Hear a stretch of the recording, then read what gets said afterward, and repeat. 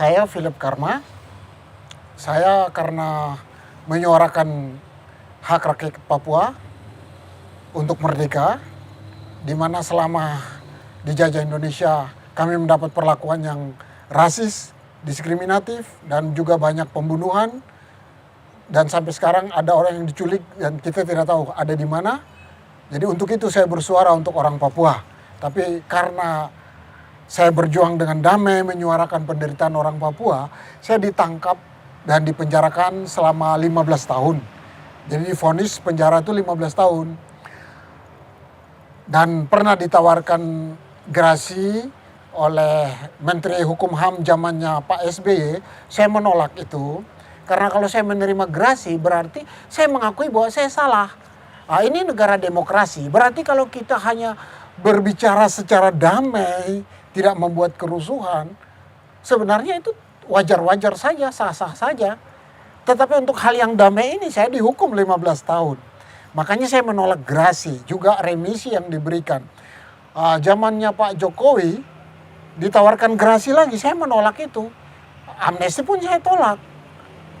Saya katakan kalau mau dikeluarkan ya keluarkanlah. Pemerintah menyatakan menyesal bahwa salah menangkap saya dan harus membebaskan saya. Tetapi yang terjadi malah saya dipaksa keluar di eranya Pak Jokowi.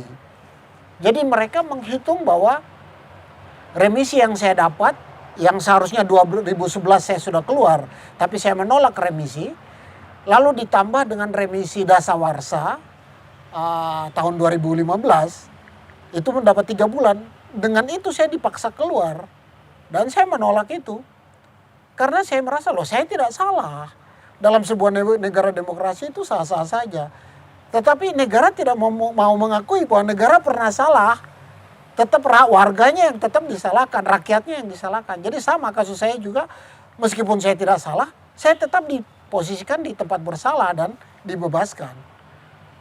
Tapi untuk itu saya tetap tidak terima. Selama ini informasi tentang Papua ditutupi supaya orang di luar Papua tidak mendengar apapun yang pihak pemerintah ataupun TNI militer lakukan, TNI Polri lakukan terhadap rakyat di Papua. Oleh sebab itu kalau wartawan tidak bisa ke sana, saya lah yang datang ke Jakarta untuk memberitahukan itu sama teman-teman rakyat Indonesia. Begini loh perlakuan dari Anda, pemerintah Anda terhadap kami rakyat Papua. Supaya teman-teman di Jakarta mengerti. Karena saya percaya banyak orang di Indonesia punya hati nurani. Mereka berani mengatakan yang benar itu benar, yang salah-salah. Jadi kalau mereka tahu apa yang terjadi di Papua, otomatis mereka akan berpihak kepada orang Papua bahwa itu tidak benar apa yang dilakukan oleh aparat pemerintah di sana. Perlakuan tidak manusiawi, dibunuh dan sebagainya itu tidak benar. Orang bersalah harus ditangkap, diproses lewat pengadilan. Tapi yang terjadi di Papua adalah orang diculik diam-diam dan sampai hari ini tidak kembali ke rumahnya. Kalaupun sudah mati, di mana kuburannya pun tidak kelihatan. Itu yang terjadi. Apalagi seperti kasus saya di Biak berdarah.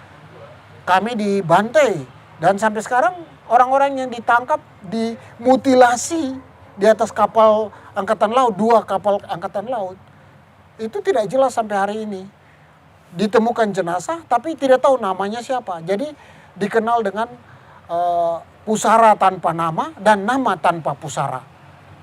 Jadi ada korbannya tapi kita tahu orang ini hilang tapi pusaranya di mana tidak ketahuan.